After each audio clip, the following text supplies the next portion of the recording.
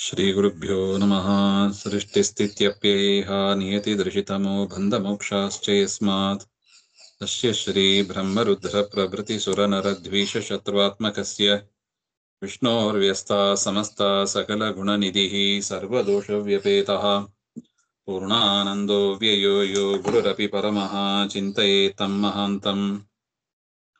ಓಂ ಜನ್ಮಾದ್ಯಸ್ಯ ಯತೋನ್ಮಯಾದಿತರತಶ್ಚಾರ್ಥೇಷ್ವವಿಘ್ನಸ್ವರಾಟ್ तेने ब्रह्महृदाय आदिकवये मुह्यन्ति यं सूरयः तेजो वारिमृदां यथा विनिमयो यत्र त्रिसर्गो मृषा धाम्ना स्वेन सदा निरस्तकुहकं सत्यं परं धीमहि.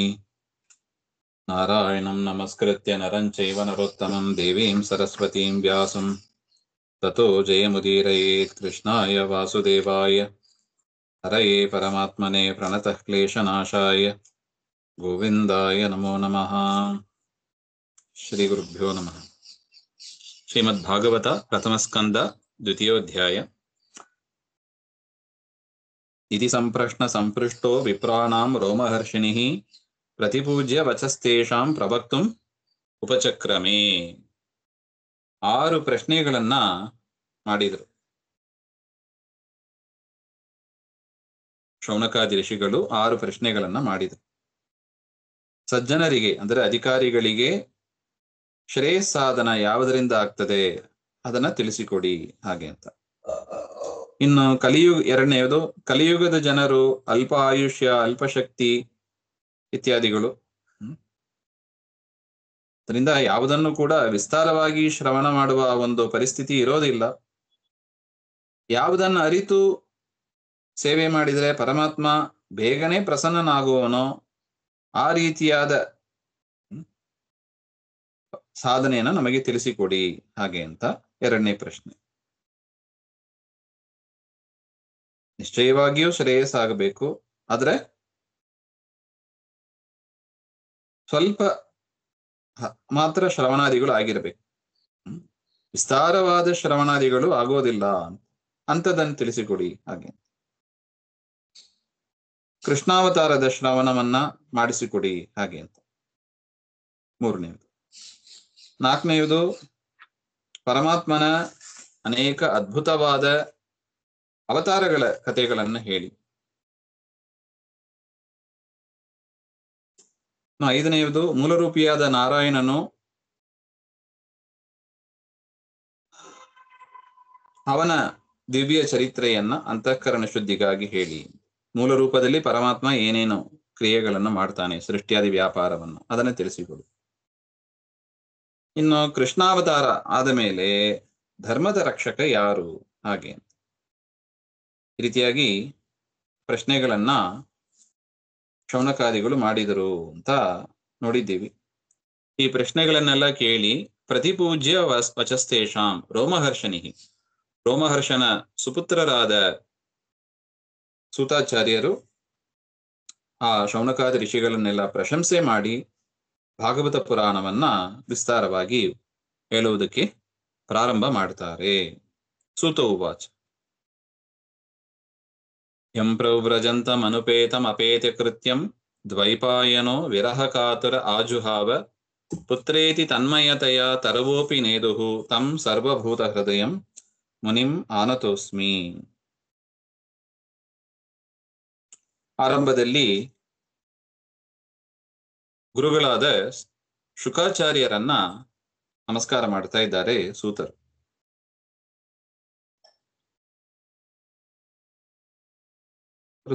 ರುದ್ರದೇವರ ಅವತಾರ ಶುಕಾಚಾರ್ಯರು ಅಂದ್ರೆ ರುದ್ರದೇವರ ಅವತಾರ, ದೇಹಾಭಿಮಾನವೇ ಇಲ್ಲದವರು.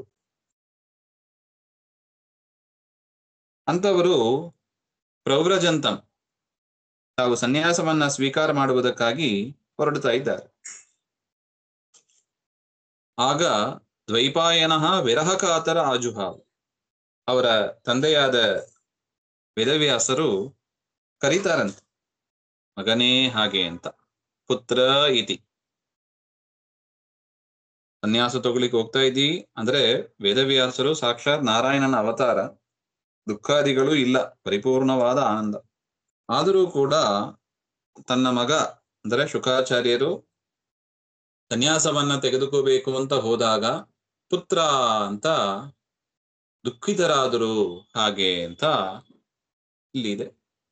ಅಭಿಪ್ರಾಯ ಇಷ್ಟೇ, ಅಸುರ ಜನ ಮೋಹಕ್ಕಾಗಿ ಪರಮಾತ್ಮ ಈ ರೀತಿಯಾಗಿ ಮಾಡ್ತಾನೆ ಹಾಗೆ. ವಾಸ್ತವಿಕವಾಗಿ ದೇವರಿಗೆ ದುಃಖಾದಿಗಳು ಇಲ್ಲ. ಯಾಕೆ? ಇಡೀ ರುದ್ರರನ್ನೇ ಪ್ರಳಯ ಕಾಲದಲ್ಲಿ ನುಂಗಿ ಹಾಕುವವ ಇದೇ ಪರಮಾತ್ಮನೇ.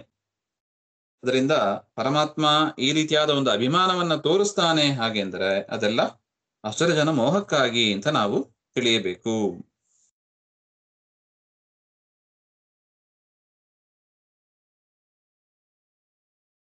ಅದರಿಂದ ದ್ವೈಪಾಯನೋ ವಿರಹ ಕಾತರ ಆಜುಹಾವ, ಪುತ್ರ ಅಂತ ಕರೆದಾಗ ತನ್ಮಯತೆಯ ತರವೋಪಿ ನೇದುಹು. ಆ ಶುಕಾಚಾರ್ಯರು ರುದ್ರದೇವರ ಅವತಾರ, ಅವರು ಎಲ್ಲ ಕಡೆ ಇದ್ದಾರೆ, ಅವರು ಕೂಡ.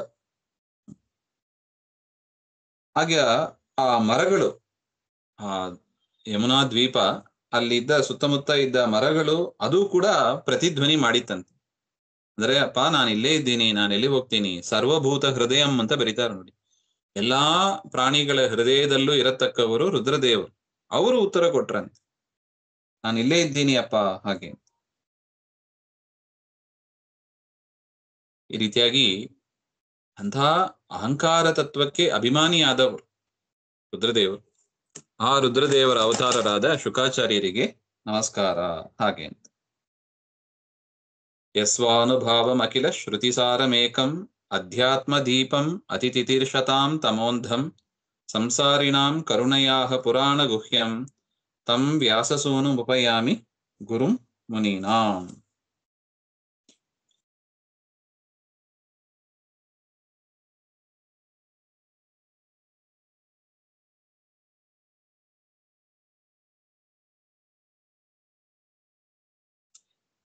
ಈ ಭಾಗವತ ಎಂಥದ್ದು ಅಂದ್ರೆ ಅಖಿಲ ಶ್ರುತಿ ಸಾರಂ, ಎಲ್ಲಾ ಶ್ರುತಿಗಳ ಸಾರಭೂತವಾಗಿರತಕ್ಕದ್ದು. ನೋಡಿ, ಅದನ್ನೇ ಪ್ರಶ್ನೆ ಮಾಡಿದ್ರು, ಎಲ್ಲಾ ಶಾಸ್ತ್ರಗಳ ಸಾರೆಯನ್ನ ಹೇಳಿ ಅಂತ. ಅದ್ಯಾವುದದು? ಶ್ರೀಮದ್ ಭಾಗವತವೇ. ಅಖಿಲ ಶ್ರುತಿ ಸಾರಂ ಹಾಗೆ ಅಂತ ಹೇಳ್ತಾ ಇದ್ದ. ಅಧ್ಯಾತ್ಮ ದೀಪಂ ಅತಿತಿತೀರ್ಷತಾಂ ತಮೋಂಧಂ, ಅಂದ್ರೆ ಈ ಸಂಸಾರ ಎನ್ನತಕ್ಕದ್ದು ಅದೊಂದು ಕತ್ತಲೆ, ಅಜ್ಞಾನದಿಂದ ಬರತಕ್ಕದ್ದು. ಇದು ನಮ್ಮಲ್ಲಿ ಅಜ್ಞಾನ ಇದೆ, ಅದರಿಂದ ನಾವು ಸಂಸಾರದಲ್ಲಿ ಇದ್ದೀವಿ. ಆ ಸಂಸಾರ ಎನ್ನುವ ಕತ್ತಲೆಯನ್ನ ದಾಟುವುದಕ್ಕೆ ದೀಪ ಬೇಕು, ಅಧ್ಯಾತ್ಮದ ದೀಪ ಬೇಕು, ಪರಮಾತ್ಮನನ್ನು ತೋರಿಸಿಕೊಡುವ ದೀಪ. ಯಾರ ಬಗ್ಗೆ ಅಜ್ಞಾನ ಇದೆ? ಪರಮಾತ್ಮನ ಬಗ್ಗೆ ಅಜ್ಞಾನ ಇದೆ. ಅದರಿಂದ ಪರಮಾತ್ಮನನ್ನ ತಿಳಿಸಿಕೊಡುವ ಒಂದು ದೀಪ, ಕತ್ತಲೆಯನ್ನು ಓಡಿಸುವ ದೀಪ, ಅದು ಯಾವುದು? ಈ ಭಾಗವತ ಅಂತ ಹೇಳ್ತಾ ಇದ್ದಾರೆ. ಅದ್ಭುತವಾದ ಒಂದು ದೀಪ ಈ ಭಾಗವತ. ಅಂತ ಒಂದು ಗ್ರಂಥವನ್ನ ಸಂಸಾರಿಣಾಂ ಕರುಣಯಾಹ ಪುರಾಣ ಗುಹ್ಯಂ. ನೋಡಿ, ಮೊದಲು ಹೇಳಿದ್ರು ಅಖಿಲ ಶ್ರುತಿ ಸಾರಂ, ಇಡೀ ವೇದಗಳ ಸಾರ ಇದು. ಇನ್ನು ಪುರಾಣ ಗುಹ್ಯಂ, ಪುರಾಣಗಳಲ್ಲಿ ಪ್ರಸಿದ್ಧನಾದ, ಗುಹ್ಯವಾಗಿ ಮೇಲ್ನೋಟಕ್ಕೆ ಕಾಣುವ ಅರ್ಥ ಇಲ್ಲ. ಪುರಾಣಗಳಲ್ಲೂ ಕೂಡ ಮೇಲ್ನೋಟಕ್ಕೆ ಕಾಣುವ ಅರ್ಥ ಬರುತ್ತದೆ. ಆ ರೀತಿಯಾಗಿ ಇಲ್ಲದೆ ವಿಷ್ಣುವೇ ಸರ್ವೋತ್ತಮ ಅಂತ ಸ್ಪಷ್ಟವಾಗಿ ಹೇಳತಕ್ಕ ಒಂದು ಗ್ರಂಥ ಶ್ರೀಮದ್ ಭಾಗವತ. ಅಲ್ಲೂ ಕೂಡ ಅಸುರ ಜನ ಮೋಹಕ್ಕಾಗಿ ಕೆಲವು ವಾಕ್ಯಗಳನ್ನೆಲ್ಲ ಹೇಳಿದ್ದುಂಟು. ಈ ರೀತಿಯಾಗಿ ಪುರಾಣ ಗುಹ್ಯವೂ ಆಗಿದೆ. ಅಖಿಲ ವೇದಗಳ ಸಾರ ಪುರಾಣ ಗುಹ್ಯ ಅಂತಹ ಒಂದು ಅದ್ಭುತವಾದ ಒಂದು ಗ್ರಂಥವನ್ನ ಸಂಸಾರಿಣಾಂ ಕರುಣೆಯ, ಯಾರು ಸಂಸಾರ ಅವಸ್ಥೆಯಲ್ಲಿ ಇದ್ದಾರೆ ಅಂತವರ ಮೇಲೆ ಕರುಣೆಯಿಂದ ಹೇಳಿದ ಗುರುಗಳಾದ, ಬಾಹ್ಯ ಗುರುಗಳಾದ. ನೋಡಿ, ಮೊದಲನೇ ಶ್ಲೋಕದಲ್ಲಿ ಅಹಂಕಾರ ತತ್ವ ಅದಕ್ಕೆ ಅಭಿಮಾನಿಯಾಗಿ ರುದ್ರದೇವರು ಅಂತರ್ಗುರುಗಳಾಗಿ ಇದ್ದಾರೆ ಅಂತ ಹೇಳಿದರು. ಇಲ್ಲಿ ಬಾಹ್ಯ ಗುರುಗಳಾಗಿಯೂ ಕೂಡ ಇದ್ದಾರೆ. ಯಾಕೆ? ಹೊರಗಿದ್ದು ಭಾಗವತವನ್ನ ನಮಗೆ ಉಪದೇಶ ಮಾಡಿದವರು ಆ ರುದ್ರಾವತಾರಿಯಾದ ಶುಕಾಚಾರ್ಯರು ಅಂತ. ವ್ಯಾಸಸೂನಂ, ವೇದವ್ಯಾಸರ ಮಗನಾಗಿ ಅವತಾರ ಮಾಡಿದವರು ಅಂತ ಗುರುಗಳಾದ, ಮುನಿಗಳಾದ, ಮನನಶೀಲರಾದ ಆ ಶುಕಾಚಾರ್ಯರನ್ನು ನಮಸ್ಕರಿಸುತ್ತೇನೆ. ಇದಾದ ಮೇಲೆ 4ನೇ ಶ್ಲೋಕ. ನಾರಾಯಣಂ ನಮಸ್ಕೃತ್ಯ ನರಂಚೈವ ನರೋತ್ತಮಂ ದೇವೀಂ ಸರಸ್ವತೀಂ ವ್ಯಾಸಂ ತಥೋ ಗ್ರಂಥಮುದೀರಯೇ ಹಾಗೆ. ಒಂದು ಪುರಾಣವನ್ನ ಹೇಳಬೇಕು ಅಂದ್ರೆ ಈ ದೇವತೆಗಳಿಗೆ ನಮಸ್ಕಾರ ಮಾಡಬೇಕು. ಗುರು ನಮಸ್ಕಾರ, ತದನಂತರ ದೇವತಾ ನಮಸ್ಕಾರ. ಯಾರ್ಯಾರಿಗೆ ನಮಸ್ಕಾರ ಮಾಡಬೇಕು ಹಾಗೆಂದ್ರೆ, ಈ ಗ್ರಂಥ ಪ್ರತಿಪಾದ್ಯ, ಭಾಗವತ ಪ್ರತಿಪಾದ್ಯ ಯಾರು? ಶ್ರೀಮನ್ ನಾರಾಯಣ, ಅವನಿಗೆ ನಮಸ್ಕಾರ. ಇನ್ನು ಈ ಶಾಸ್ತ್ರವನ್ನ ಕೇಳಬೇಕು ಅಂದ್ರೆ ಊಟ ತಿಂಡಿ ಎಲ್ಲ ವ್ಯವಸ್ಥೆ ಆಗಬೇಕು. ಅದಕ್ಕೆ ಏನ್ ಬೇಕು? ಸಂಪತ್ತು ಬೇಕು. ಅದರಿಂದ ಲಕ್ಷ್ಮೀ ದೇವಿಗೂ ನಮಸ್ಕಾರ ಅಂತ ಹೇಳ್ತಾ ಇದ್ದಾರೆ. ದೇವಿ ಹಾಗೆಂದ್ರೆ ಲಕ್ಷ್ಮೀ ದೇವಿಗೆ ನಮಸ್ಕಾರ. ನಾರಾಯಣ ನಮಸ್ಕಾರ, ಲಕ್ಷ್ಮೀ ದೇವಿಗೆ ನಮಸ್ಕಾರ. ತದನಂತರ ನರೋತ್ತಮಂ, ಜೀವೋತ್ತಮರಾದ ವಾಯುದೇವರಿಗೆ ನಮಸ್ಕಾರ. ತದನಂತರ ಸರಸ್ವತಿ, ವಿದ್ಯಾಭಿಮಾನಿಯಾದ ಸರಸ್ವತಿ ದೇವಿಗೆ ನಮಸ್ಕಾರ. ಇನ್ನು ನರಂ, ಉಪಸಾಧಕರಾದ ಶೇಷದೇವರಿಗೆ ನಮಸ್ಕಾರ. ಇಷ್ಟು ಎಲ್ಲ ದೇವತೆಗಳಿಗೆ ನಮಸ್ಕಾರ ಮಾಡಿ ವೇದವ್ಯಾಸರನ್ನು ಕೂಡ, ವ್ಯಾಸಂ ಅಂತ ಇದೆ ನೋಡಿ, ಗ್ರಂಥವನ್ನ ಬರೆದುಕೊಟ್ಟವರು ವೇದವ್ಯಾಸರು. ಆ ಗ್ರಂಥ ಪ್ರತಿಪಾದ್ಯನಾದವ ಪರಮಾತ್ಮ. ಅದರಿಂದ ನಾರಾಯಣನಿಗೂ ವೇದವ್ಯಾಸರಿಗೂ ನಮಸ್ಕಾರ. ತದನಂತರ ಲಕ್ಷ್ಮೀ ದೇವಿಗೆ, ವಾಯುದೇವರಿಗೆ, ಸರಸ್ವತಿ ದೇವಿಗೆ, ಇನ್ನು ಶೇಷದೇವರಿಗೆ ನಮಸ್ಕಾರ ಅಂತ ಇಷ್ಟು ಆರಂಭದಲ್ಲಿ ನಮಸ್ಕಾರ ಮಾಡಬೇಕು ಅಂತ, ಇಷ್ಟು ದೇವತೆಗಳಿಗೆ ಮಾಡಬೇಕು ಅಂತ. ಮುನಯ ಸಾಧು ಪೃಷ್ಟೋಹಂ ಭವದ್ಭಿರ್ ಲೋಕಮಂಗಲಂ ಯತ್ಕೃತ ಕೃಷ್ಣ ಸಂಪ್ರಶ್ನೋ ಏನಾತ್ಮಾಶು ಪ್ರಸೀದತಿ. ಮುನಿಗಳೇ, ಶೌನಕರು ಕುರಿತು ಸೂತರು ಹೇಳ್ತಾರೆ, ಶೌನಕಾದಿ ಮುನಿಗಳೇ, ಪರಮಾತ್ಮನ ಮೂಲ ರೂಪ, ಅವತಾರ ರೂಪ, ಈ ರೀತಿಯಾಗಿ ಪರಮಾತ್ಮನ ಕುರಿತಾದ ಪ್ರಶ್ನೆಗಳನ್ನ ನೀವು ಮಾಡಿದ್ದೀರ. ಸಾಧು ಪೃಷ್ಟ, ಒಳ್ಳೆ ಪ್ರಶ್ನೆಗಳನ್ನ ಮಾಡಿದರು. ಯತ್ಕೃತ ಕೃಷ್ಣ ಸಂಪ್ರಶ್ನ, ಕೃಷ್ಣನನ್ನ ಕುರಿತಾದ ಪ್ರಶ್ನೆಗಳನ್ನ ಮಾಡಿದ್ದೀರ.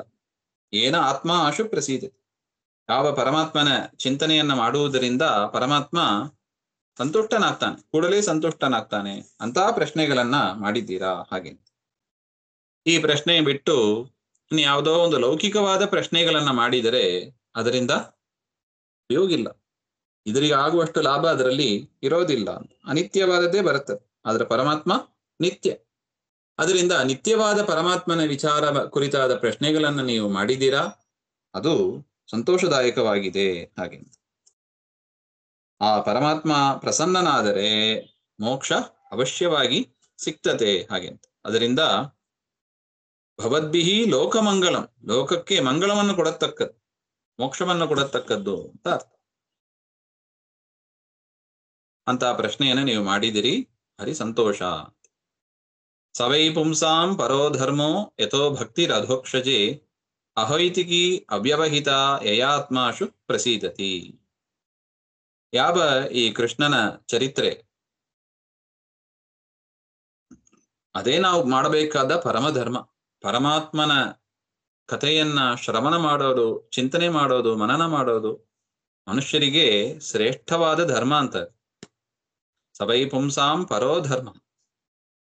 ಯಾಕೆ ಹಾಗೆ ಅಂದ್ರೆ, ಇದರಿಂದಲೇ ನಮಗೆ ಪರಮಾತ್ಮನಲ್ಲಿ ಭಕ್ತಿ ಉಂಟಾಗುತ್ತದೆ. ಅದು ಬಿಟ್ಟು ಉಳಿದ ಕಾಮ್ಯ ಕರ್ಮಗಳು ಯಾವುದೂ ಕೂಡ ಇದೆಲ್ಲ ವ್ಯರ್ಥವೇ ಅಂತ ಹೇಳ್ತಾ ಇದ್ದಾರೆ. ಸವೈ ಪುಂಸಾಂ ಪರೋಧರ್ಮೋ ಯಥೋ ಭಕ್ತಿರಧೋಕ್ಷತೆ ಅಹೈತುಕಿ ಅವ್ಯವಹಿತ ಯಯಾ ಆತ್ಮಾಶು ಪ್ರಸೀದತಿ.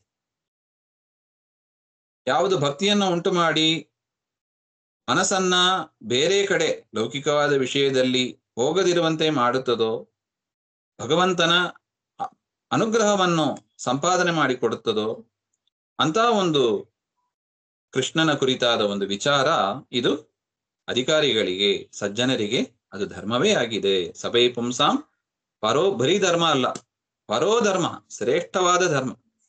ನಾವೇನೇ ಪೂಜೆ ಪುನಸ್ಕಾರ ಸ್ನಾನ ಇತ್ಯಾದಿಗಳು ಮಾಡಿದರೂ ಕೂಡ ಪರಮಾತ್ಮನ ಕಥೆಯನ್ನು ಕೇಳಿದಷ್ಟು ಬರುವ ಒಂದು ಆನಂದ ಆಗಲಿ, ಒಂದು ಭಕ್ತಿ ಆಗಲಿ ಬೇರೆಯವರಿಂದ ಬರೋದಿಲ್ಲ. ಅದನ್ನೇ ಹೇಳ್ತಾ ಇದ್ದಾರೆ ನೋಡಿ.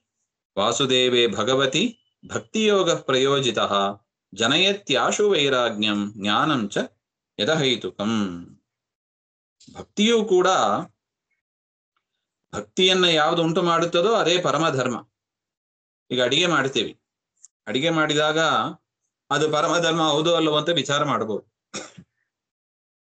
ಅಡಿಗೆ ಮಾಡುವಾಗ ದೇವರ ನಾಮಸ್ಮರಣೆ ಮಾಡಬಹುದು, ಅಥವಾ ಇನ್ನೇನಾದ್ರು ಹಾಡು ಹೇಳ್ಬಹುದು, ಕೇಳಬಹುದು. ಆದರೆ ಪರಮಾತ್ಮನಲ್ಲಿ ಅಡಿಗೆ ಉಂಟಾಗ್ತದೆ ಹೊರತು ಭಕ್ತಿ ಸ್ಮರಣೆ ಆಗ್ತದೆ. ಆದರೆ ಪರಮಾತ್ಮನ ಕಥೆಯನ್ನು ಕೇಳಿದಾಗ ಆಗತಕ್ಕ ಭಕ್ತಿ ಅದು ಉತ್ತಮವಾದದ್ದು. ಅದರಿಂದ ಬೇರೆ ಕೆಲಸಗಳು ಮಾಡಬೇಕು, ಅದಕ್ಕಿಂತ ಹೆಚ್ಚಾಗಿ ಪರಮಾತ್ಮನಲ್ಲಿ ಭಕ್ತಿ ಹುಟ್ಟಿಸತಕ್ಕ ಈ ಶ್ರವಣ, ಪರಮಾತ್ಮನ ಕಥಾ ಶ್ರವಣ, ಹರಿಕಥಾಮೃತ ಶ್ರವಣ ಅದು ಮಾಡತಕ್ಕದ್ದು. ಸೊ ಅದು ನಮ್ದು ಗುರಿ. ಸೊ ಯಾವುದು ಮಾಡಬೇಕು, ಯಾವುದು ಮಾಡಬಾರದು? ಪರಮಾತ್ಮನಲ್ಲಿ ಭಕ್ತಿಯನ್ನು ಹುಟ್ಟಿಸಿದರೆ ಆ ಕೆಲಸವನ್ನ ಮಾಡು, ಪರಮಾತ್ಮನಲ್ಲಿ ಭಕ್ತಿ ಹುಟ್ಟಿಸಿಲ್ಲ ಆ ಕೆಲಸವನ್ನ ಮಾಡಬೇಡ ಅಂತ. ಎಷ್ಟು ಸುಲಭ ನೋಡಿ. ಯಾವುದು ಮಾಡಬೇಕು, ಯಾವುದು ಮಾಡಬಾರದು, ಸ್ವಲ್ಪನಾದ್ರೂ ಭಕ್ತಿಯನ್ನು ಹುಟ್ಟಿಸ್ಬೇಕು, ಇಲ್ಲದಿದ್ರೆ ಮಾಡಬೇಡ ಅಂತಾರ. ಅದನ್ನು ಯಾಕೆಪ್ಪ ಭಕ್ತಿಗೆ ಇಷ್ಟು ಪ್ರಾಧಾನ್ಯತೆ? ಹಾಗೆಂದ್ರೆ ವಾಸುದೇವೇ, ಯಾರು ಈ ರೀತಿಯಾಗಿ ಒಂದು ಭಕ್ತಿ ಯೋಗವನ್ನ ಪರಮಾತ್ಮನಲ್ಲಿ ಮಾಡ್ತಾರೆ ಅಂತವರಿಗೆ ಜನಯತ್ಯಾಶು ವೈರಾಗ್ಯ, ಅವರಿಗೆ ಕೂಡಲೇ ಏನಾಗ್ತದೆ? ಲೌಕಿಕ ವಸ್ತುವಿನಲ್ಲಿ ಒಂದು ಆಸೆ, ಅದು ಬೇಕು ಎನ್ನುವ ಒಂದು ಇಚ್ಛೆ ಯಾವುದು ಇರೋದಿಲ್ಲ. ಸಾಕು ಅಂತ ಬುದ್ಧಿ ಬಂದ್ಬಿಡುತ್ತದೆ, ಅಲಂ ಬುದ್ಧಿ ಬಂದ್ಬಿಡುತ್ತದೆ ಅಂತ. ಇದು ಬೇಕು ಅದು ಬೇಕು ಅಂತ ಅವರಿಗೆ ಇರೋದಿಲ್ಲ. ಅಡಿಗೆ ಪ್ರಾಣ ಉಳಿಸ್ಕೊಳ್ಳಿಕ್ಕೆ ಎಷ್ಟು ಆಹಾರ ಸಿಗ್ತದೋ ಅಷ್ಟು ಸಾಕು, ರುಚಿ ರುಚಿಯಾಗಿ ಬಗೆ ಬಗೆಯಾಗಿ ಇರಬೇಕು, ಆ ಆಸೆ ಅವರಿಗೆ ಇರೋದಿಲ್ಲ. ಜನಯತ್ಯಾಶು ವೈರಾಗ್ಯಂ. ಹಣಕಾಸು, ಊಟ ತಿಂಡಿ ವ್ಯವಸ್ಥೆಗೆ ದಾನ ಮಾಡೋದಕ್ಕೆ ಎಷ್ಟು ಹಣ ಬೇಕೋ ಅಷ್ಟು ಹಣ ಇದ್ರೆ ಸಾಕು, ಅದಕ್ಕಿಂತ ಹೆಚ್ಚಿನದ್ದು ಅವರಿಗೆ ಅಪೇಕ್ಷೆ ಇರೋದಿಲ್ಲ. ಜನಯತ್ಯಾಶು ವೈರಾಗ್ಯಂ ಜ್ಞಾನಂಚ ಯದಹೈತುಕಂ. ಪರಮಾತ್ಮನ ಜ್ಞಾನವನ್ನು ಕೂಡ ಉಂಟು ಮಾಡುತ್ತದೆ.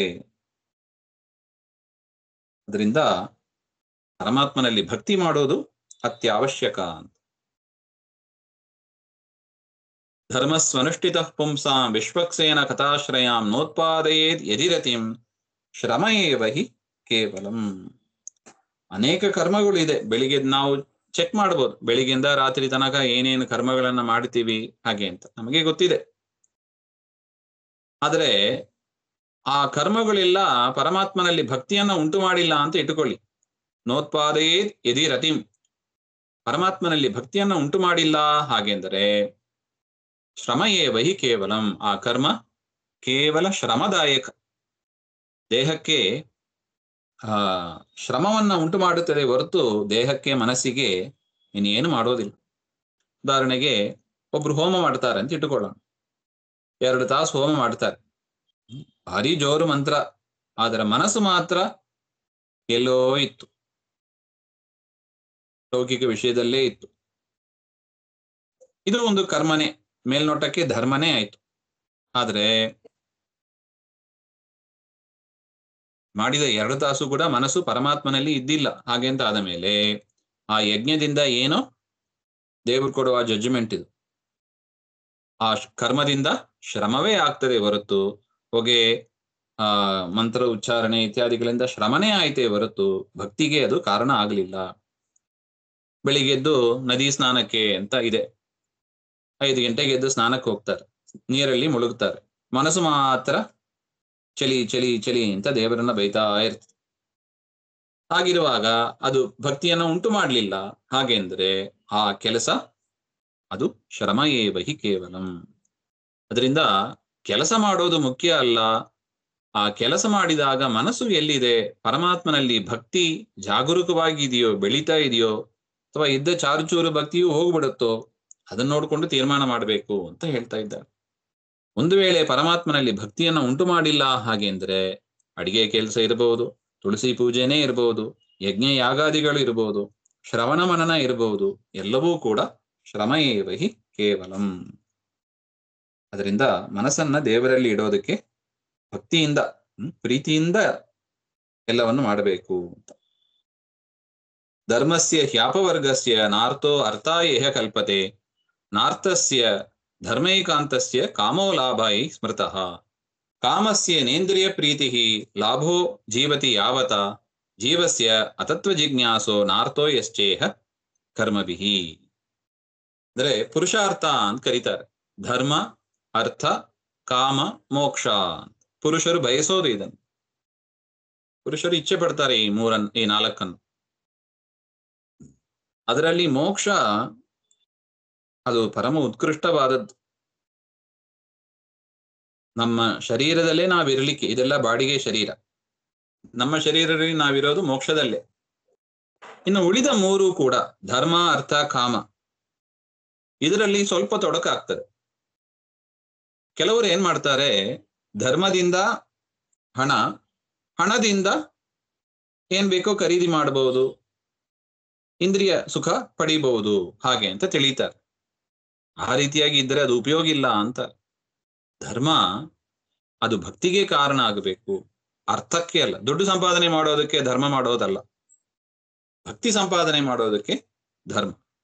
ಅದೇ ತರ ಅರ್ಥವೂ ಕೂಡ ಇಂದ್ರಿಯಗಳ ಒಂದು ಸಂತೃಪ್ತಿಯನ್ನು ಉಂಟು ಮಾಡುವುದಕ್ಕಾಗಿ ದುಡ್ಡನ್ನ ಬಳಸಬಾರದು. ಧರ್ಮೈಕಾಂತಸ್ಯ, ಧರ್ಮದ ಅಭಿವೃದ್ಧಿಗಾಗಿ ದುಡ್ಡನ್ನ ಬಳಸಬೇಕು. ಹೆಚ್ಚು ಧರ್ಮ ಕಾರ್ಯಗಳನ್ನ ಮಾಡುವುದಕ್ಕಾಗಿ ದುಡ್ಡನ್ನ ಬಳಸ್ರಿ. ಅದಕ್ಕಾಗಿ ದುಡ್ಡು ಇರೋದು ಹೊರತು ಇಂದ್ರಿಯ ಪ್ರೀತಿಗಾಗಿ ಇಲ್ಲ. ಅದೇ ತರ ಕಾಮವು ಕೂಡ ಹೇಗಿರಬೇಕು, ಇಂದ್ರಿಯ ಪ್ರೀತಿಗಾಗಿ ಆಗಬಾರದು. ಪರಮಾತ್ಮನ ಕುರಿತಾದ ಕಾಮ, ಪರಮಾತ್ಮನನ್ನ ನೋಡಬೇಕು, ಧರ್ಮದ ಇನ್ನೂ ಹೆಚ್ಚು ಹೆಚ್ಚು ಧರ್ಮಗಳನ್ನ ಮಾಡಬೇಕು. ಆ ರೀತಿಯಾದ ಕಾಮನೆಗಳನ್ನ ನಾವು ತಂದುಕೋಬೇಕು ಅಂತ ಹೇಳ್ತಾ ಇದ್ದಾರೆ. ಈ ರೀತಿಯಾಗಿ ಧರ್ಮ, ಅರ್ಥ, ಕಾಮ ಇದೆಲ್ಲವೂ ಕೂಡ ಮೋಕ್ಷಕ್ಕಾಗಿ ಆಗಬೇಕಿದೆ. ಅಂದ್ರೆ ಪರಮಾತ್ಮನಲ್ಲಿ ಭಕ್ತಿಯನ್ನ ಉಂಟು ಮಾಡುವುದಕ್ಕಾಗಿ ಅದಾಗಬೇಕೇ ಹೊರತು ಕೇವಲ ಇಂದ್ರಿಯ ಪ್ರೀತಿಗಾಗಿ, ಲೌಕಿಕ ಸುಖಕ್ಕಾಗಿ ಅದನ್ನ ನಾವು ಬಳಸಬಾರದು ಅಂತ ಹೇಳ್ತಾರೆ. ಕಾಮಸ್ಯೇನೇಂದ್ರಿಯ ಪ್ರೀತಿ ಲಾಭೋ ಜೀವತಿ ಯಾವತ ಜೀವಸ್ಯ ಅತತ್ವ ಜಿಜ್ಞಾಸೋ. ಜೀವಸ್ಯ ಅತತ್ವ ಜಿಜ್ಞಾಸೋ, ತತ್ವ ಜಿಜ್ಞಾಸ ಮಾಡಬೇಕು. ತತ್ವ ಅಂದ್ರೆ ಪರಬ್ರಹ್ಮ ಅಂತ ಅರ್ಥ. ಪರಮಾತ್ಮನ ಕುರಿತಾದ ಶ್ರವಣ ಮನನಾದಿಗಳನ್ನ ಮಾಡದೆ ಕಾಮನೆಯಾಗ್ಲಿ ಧರ್ಮಾರ್ಥಗಳಾಗ್ಲಿ ಅದು ಪ್ರಯೋಜನವನ್ನ ತಂದುಕೊಡೋದಿಲ್ಲ. ಏನೇ ಕರ್ಮ ಮಾಡಿದರೂ ಕೂಡ ಆ ಕರ್ಮ ವ್ಯರ್ಥವೇ ಅಂತ ಹೇಳ್ತಾ ಇದ್ದಾರೆ. ಮುಂದಿನ ವಿಚಾರ ನಾಳೆ ಸೇರಿದಾಗ ನೋಡೋಣ. ಶ್ರೀಮಧ್ವಾಂತರ್ಗತ. ಶ್ರೀಕೃಷ್ಣ ಅರ್ಪಣಮಸ್ತು. ಶ್ರೀ ಹರೇ ನಮಃ. ರಾಮ್ ರಾಮ್. ಹಾ.